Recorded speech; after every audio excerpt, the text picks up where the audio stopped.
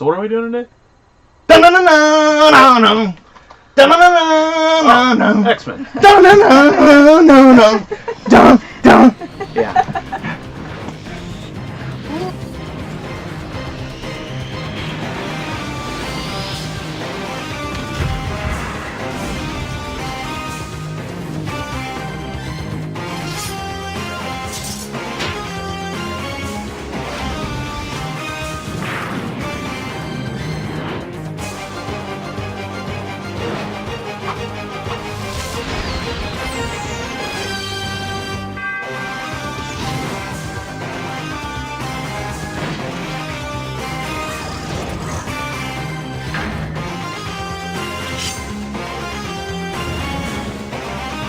X-Men the Animated Series, released originally in 1992 and ran from 1992 through 1997. The individual episodes ran for about 23 minutes, although this pilot is a double-length one that runs for just about 40 minutes.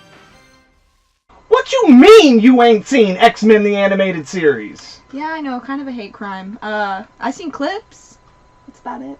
Yeah, I feel like it might have been on like Boomerang, like a while the other X-Men series were going on. Yeah, at some point, because there's almost always an X-Men series, right? So I feel like that's because a lot of the colors and visuals were akin to things I knew, like Wolverine's costume and stuff like that. That was stuff that felt right. Yes, and in fairness, like, it's almost impossible in this modern day and age to ignore or to not have seen at least clips or images from this iteration of X-Men.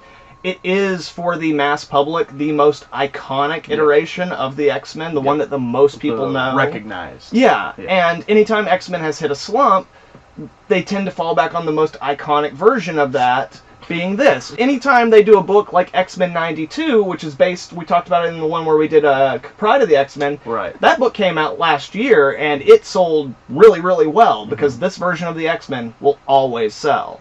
Comic book people have a different idea of the the most iconic version of X-Men, but to the general public, this is it.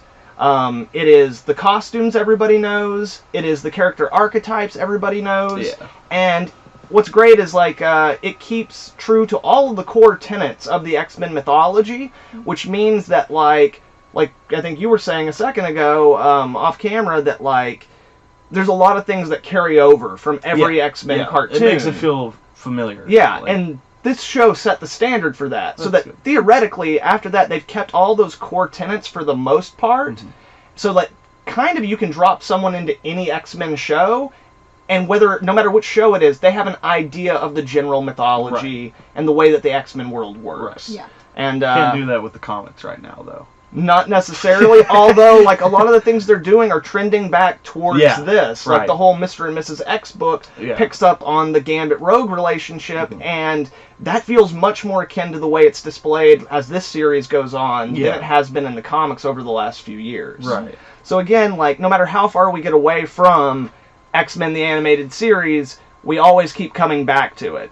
So some of you might have seen previously we did Pride of the X-Men. This is another pilot for another X-Men series, the X-Men the Animated Series, and this episode is called Night of the Sentinels, and it takes a slightly different approach. This one, slightly. Right, this one takes Jubilee, who is the 90s ride-along character, as opposed to Kitty, who's the 80s ride-along character. Again, watch our previous video, we kind of cover that.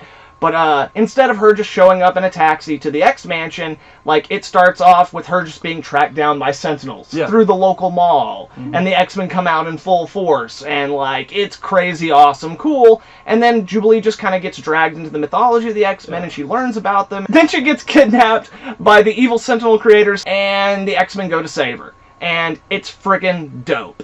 So that's the basic plot. If you've never seen it before, then why the fuck are you watching this? Go watch that shit. There's really crappy versions on YouTube, or you can get this online for like $15. Do it. Do it. Do it. So what was your favorite X-tastic thing from this frickin' pilot?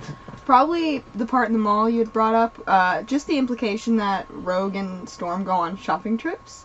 And I wanted a whole episode on that. Bitches be shopping, y'all. Fair. I want it. I want to see it. Like, give me it. And again, it's the 90s, like the early 90s. Mall culture is like at its peak. Yeah. So like while by today's standard you might look at it and be like, oh yeah, women are shopping. No, in terms of cultural relevance at the time, it was extremely poignant. Oh yeah. Also, the mall is a great excuse for us to, it's a great way to have us introduce all the different, a lot of the key characters in fun and interesting ways. Specifically Gambit's. Yes. Yeah. Gambit's intro, just be fantastic. Like, I like solitaire alright, unless I got someone to play with. I'll take these. You might like to play cards. I like solitaire, okay? Unless I got someone to play with. It's like, damn, Stone Cold Pimp motherfucker from the first scene. Right. Which rolls right into what I was going to say, all the way, the characters straight up and their costumes and the voice actors. All of the above were just on point for me. Like I said, pretty sure I've seen, is it Revolution? Or Evolution. Yeah. Pretty sure I've seen that one. But just the voices in this one felt a lot better. There's probably some rollover in there a little bit. Maybe a little bit, but not a lot. But the way Gambit's portrayed and drawn, fantastic. Dope. Rogue, I don't remember Rogue having such a Alabama sweetheart girl voice. That's always been a tenet of the character. I'm fucking okay with it. Yeah. She sounds awesome. Oh yeah, Rogue's country as fuck. And that is a tenet of the character that's traditional, but it's often not carried over. Yeah, it's watercolored a little bit. Yeah. You don't get it near as heavy as you did. Y'all ought to learn how to behave. Yeah, that's what I thought. I was pretty sure whereabouts she came from, or how she was portrayed. Right. But in that, she's super heavy, Alabama sweetheart. Oh yeah, down with it. Yeah. Even in the X-Men live action movies, I think by the second movie, Rogue has lost any trace of an accent. Yeah. You know, that's for sure. And then of course, Wolverine can't even. He's just. Oh, did you like it better than Australian Wolverine? Who was Steve Irwin, motherfucker? It was more Crocodile Dundee. It was a little before Steve Irwin's time. Yeah. But yeah, it was much more impressive. Yeah. And then he doesn't. I don't know. He has jokes, but they're still Wolverine jokes. Yeah. Oh yeah. It's one of those things that I try to press upon people especially with the live action movies is they always write these fucking convoluted comedic scenes for Hugh Jackman to do, and he's a great actor, so he normally sells them fine, but they're almost always out of keeping with the character of Wolverine, and this show is a perfect example of Wolverine is a funny character because he is such a gruff, gritty, kind of staunch guy that whenever he does legitimately make a character-driven joke, it's funny. Oh, you showed up. Well, I mean, there's fighting. So. Yeah. One of the best examples in my mind, my two best examples in this episode are when Morph goes, "Hey, Wolverine Beast, can you guys give me a lift?" And they look at each other and smile. Hey, can you guys boost me over the fence, Beast? Looks like we can. Looks like we can. And again, it's great because it's played as a serious moment, but for us, it's a joke, is when Wolverine fucking cuts the top off of Cyclops' car and tells Jean, "Tell Cyclops, I made him a convertible." And it's that was gold. He's super pissed off. Oh yeah, but it's played straight completely. He's just being a dick to make a point, but to us, the audience, it's legitimately funny and comes across as an honest moment. Yeah. So Wolverine can totally be a funny character as long as you don't force it. And then of course, shout out Storm, all the characters. Yeah, just everybody. All the casting, the character designs. There's a reason why this version of X-Men is the most iconic version of X-Men. Yeah. Just because all along the way, everything is done right. Mm-hmm. Yeah. Those are both very solid points in terms of favorite things about the show. There's a lot to love about this show. Which makes it hard for me to point out one individual thing. Right. But if I had to pick anything, and this is almost kind of cheating because it's a much broader, what I love about this show is how seriously they took the subject matter. The source material. Mm-hmm. They respected it, they held true to it, and as I was kind of telling y'all a little bit yesterday, they did something that no other cartoon based on comic books had done. the closest would be Batman the Animated Series, which basically told the same style of stories as in the Batman books, but X-Men decided to do serialized, overarching stories, structured the same way that the X-Men books are structured in the comics. Yeah. Like they're fucking soap operas with, like, 100-issue long over arcs. And that's, when you think about it, that's how all TV is today. Right. You know? But back then, especially for a kid's show, that was a big fucking deal. Yeah, especially, I don't know what the run times were on these, but you're 23 running, minutes. Okay, yeah, so they weren't, like, hour-long episodes. no, nowadays, casual.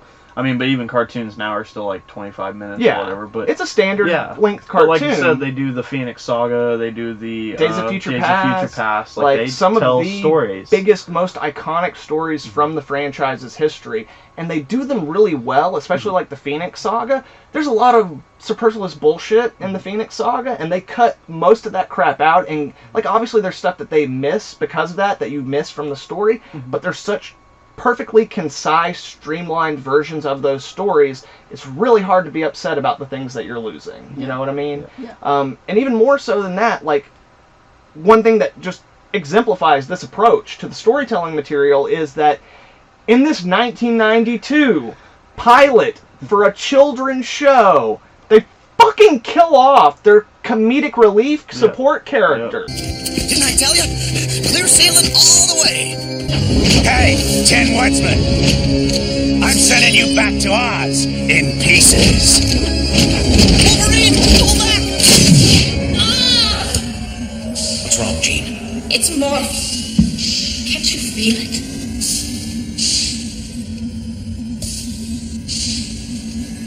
Morph? I don't sense anything. Cyclops, I know how you feel about it, Wolverine, but...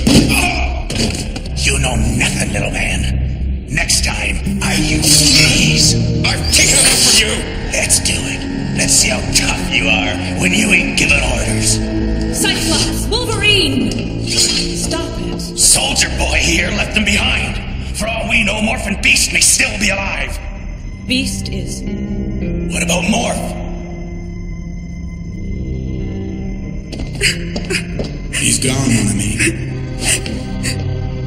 Spoiler alert. It balls out, no fucks given. No! We're being serious. I mean, like, they're not putting the kid gloves on for this kid show. Yeah, this is episode 1. Gloves Yeah. off, bitch slap. It's the very beginning, and, like, not only do we have, like, deep issues of, like, social divides in terms of prejudice and resentment and stuff like that. Of course. Like, we also have just, like, other social themes that, like, run through, like, the way politics work and stuff like that. And then you, like, on the very visceral level, then you have these characters who, like, you're already liking and caring about after only an episode and a half, and they kill off the character who seems to be, like, the brightest, shiniest, like the happiest, like the life of the party character of this group. It's because you watch too much TV. Right.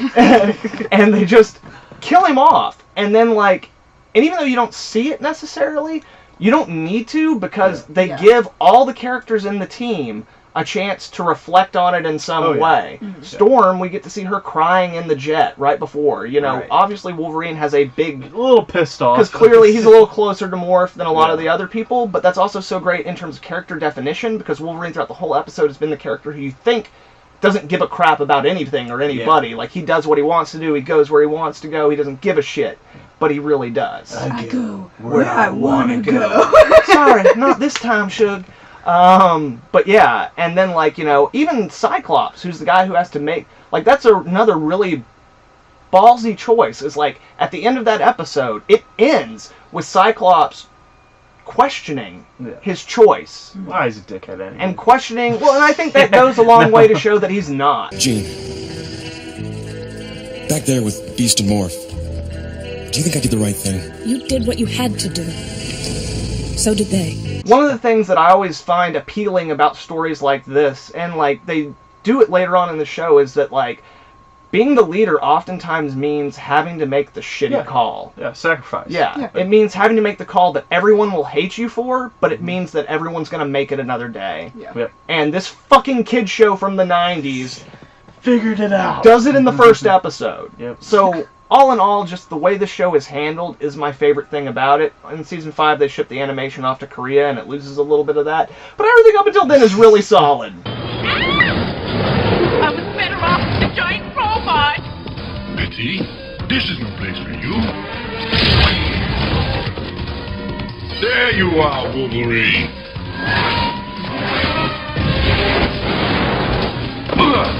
System sequence initiated.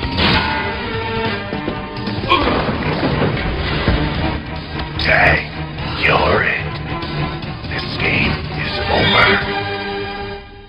Alright, so as I said, there's a lot of things to love about this show. There's not a lot of things not to love about this show, but if you had to pick a nitpick, what would you say is your least favorite thing about this? Mine's absolutely a nitpick. It's because it's the first episode. There's always going to be little issues in the animation and stuff. There are little skips and like problems and little issues, little places that you see, but it's not.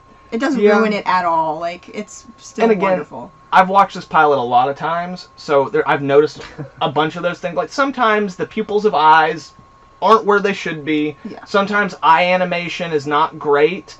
The basic forms are pretty much always fine, but another thing that you find nowadays is, like, back when they were doing this for, like, running and stuff like that, in animation, they were still using loops, and you use less images. Get some Scooby-Doo shit going on here. You use less images in those loops than you do, like, if you were shooting an actual frame, like a film, like... So when we now convert it to HD and watch it the way it is, you can actually see the little gaps in between the looped animation sometimes. Yeah. But again, that's not even so much a failing of this show as much as it is, like, there's no way they could have predicted that 25, 30 years later this show's going to be being watched on high-tech equipment that would, like, make their animation not look as smooth as it was when they created it, basically. Also being talked about by YouTube show. So... your least favorite thing, sir? Least favorite? I don't know. It's hard. I think, like, really, and this is probably nitpicky, because, I mean, obviously they want you to watch the rest of the show. Yeah. But where the fuck's Magneto? Where's Juggernaut? Like... Magneto's episode 3, I think. Oh, really? Yeah, and episode 3 is Enter Magneto, which is an episode based on the first issue of X-Men ever You get released. these dope opening credits with, like, them clashing, and you're like, I know those guys, but, like, you never fucking see them in that. No, not in the pilot, because, again, like, I think it's a very smart move on their part, but I do see what you're saying. Now I'm enough to sit and watch it. Oh, yeah. It's a smart move on their part, watch it. also, because, like, in this episode, because the villains are just Sentinels, and they don't have any real... personality. Like, you do have to set up Trask, but that's really part of the season or two overarching story. No, yeah, he's definitely involved for Right, but in terms of the individual episode's villain, like, there's not a lot to do or explain, so you really get to focus in more on your heroes and get to know them and stuff like that. Yeah. And that way, when we actually do have the third episode, there's a lot more screen time you can devote to establishing Magneto as a character. The villains, right. Yeah. So you already know the characters. Absolutely. Gotcha. So I think that, like, yeah, that is something where if this was all somebody was going to watch was the pilot, I could see that being a problem. But yeah, it's definitely, like, also a thing of, like, oh, well, you saw Magneto in the opening credits. Like, you got to see Magneto, right? Yeah. What about Pyro or Toad? Don't you need to see them? Or the... I guess, yeah. Russian guy? Yeah. Got the Russian guy. Isn't he just called the Omega Russian? Red. Omega Red. Omega Red. Yeah, the Omega Russian. Red. It's not Rocky. The Russian. So, again, since we're getting super nitpicky and you already stole the thing that really is my, like, number one, like, if I had to say something, what I'm going to say, and this is also a problem sometimes in the comic books, why the fuck does Professor X have evil guy eyebrows? Like the fucking... Yeah! Like when you can see the bristles on the ends? Yeah, like they're like... And he's bald, which, like, now that's a popular Yeah. haircut, but back in the day, like... Not in the comics right now, though. He has, like, a toupee shit going on. Well, like, technically, he's dead in the comics Okay, right now. that's fair. And he was in some other dude's... Anyway... Eyebrows. Anyway, bald heads weren't in, so, like, if you didn't know anything about the X-Men going in just looking at the picture, he's also got, like, a tech chair, and he's dressed in a suit. Yeah. Oh, yeah. So it's like... he's back to his flying chair. Yeah, like, exactly. He's got the flying chair in so, this like... one. So yeah, like anybody coming into it at first, just looking at it, might think he's a villain He's based the on the bad guy. character design, even though that's pretty close to the way he's drawn in the comics. Yeah. Also worth mentioning, in the comics, he's a much bigger dick than he is in the show, so it kind of works a little bit better. But anyway, yeah, like if I have to nitpick, I can't really think of too many other things. Well, I mean, they killed Morph. Kill Morph? Yeah, but Morph was created for this show. Oh, well. Yeah, like Need him to die? like pretty much, yeah. Now people are gonna probably jump on that because there is like an analog character in the comics who they used for a short period, but he was called Changeling, and then like Beast Boy. I remember Changeling. Yeah, like Beast Boy was also originally called Changeling. Right. So like whenever Beast Boy became popular as Changeling, then they just kind of unceremoniously got rid of Changeling in the X-Men. He's one of many not so great characters that my favorite one being there was an X-Men who is like his power was that he could understand and speak any language. And eventually they just killed him off unceremoniously because, like, while it's a fun idea and would be a useful power, it's boring as fuck to draw. Yeah. And, like, while Changeling... He'd just be a dude, right? Yeah. Unless, like, you, like, make his mouth do something weird. Right. And, like, Changeling could have been a cool character, but it's not like Beast Boy where he can change into crazy stuff. He can just change into other people, so they're like, oh, it's a discount Mystique. Yeah. I was about to say, later they already have Mystique. Yeah, so, like, and like that power's much better utilized by a villain than it is by a hero, even though we see Morph use it pretty well in this. For the 5 minutes we get to see him. While he's watching TV. But also, spoiler alert, Morph comes back. What? Oh. Like, Morph is dead. He's dead. But Morph comes back later in the Mr. Sinister story arc. Oh, well, fuck. Yeah. Now I have to see. So yeah, unfortunately he's never as good as he is in this pilot, and he's like, when he comes back he's evil and like twice as annoying. Oh, damn shame. Damn shame. Oh, so they turn him into Toad. No, not really. Like, he's much more annoying, but he does have a really emotional character arc with Logan and stuff, so it pays off. Damn it. It pays off, and he does come back. But yeah, that's why I can't really hold Morph dying against it. Like, he's not from the original books, and like eventually they use him so well in this episode. His death is utilized so well, and they do eventually bring him back, and it doesn't undercut this death. Yeah. Even though it doesn't live up to like the momentous nature of the original like introduction and death of the character. Okay. So yeah, can't really complain about it, I guess. Yeah.